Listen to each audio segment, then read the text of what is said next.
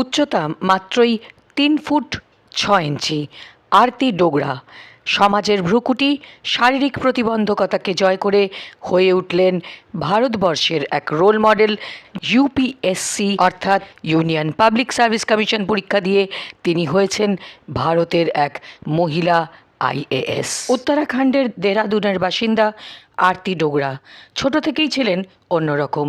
যখন সমাজ মজা করতো তাকে নিয়ে, তার 3 ফুট 5 ইঞ্চি বা 6 ইঞ্চি উচ্চতার জন্য, তখন সেই ভ্রুকুটিকেই তিনি জেদ হিসেবে নিয়ে নিজের শিক্ষাগত যোগ্যতাকে বাড়িয়ে তুললেন উত্তরোত্তর। বাবা মায়ের চূড়ান্ত সহযোগিতায় তিনি প্রথমে দিল্লি ইউনিভার্সিটি থেকে স্নাতক এবং পরে করেন স্নাতকোত্তর। 2006 সালে ইউপিএসসি পরীক্ষায় তিনি তাক লাগানো ফল করেন। গোটা দেশের মধ্যে 56তম হয় তার স্থান। রাজস্থান ক্যাডারের আইএএস হিসাবে বিকানির এবং যোধপুরের কালেক্টর হন আরতি ডোগরা।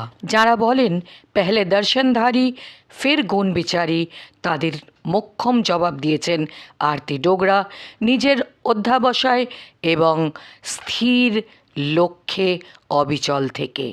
তুঝে সালাম।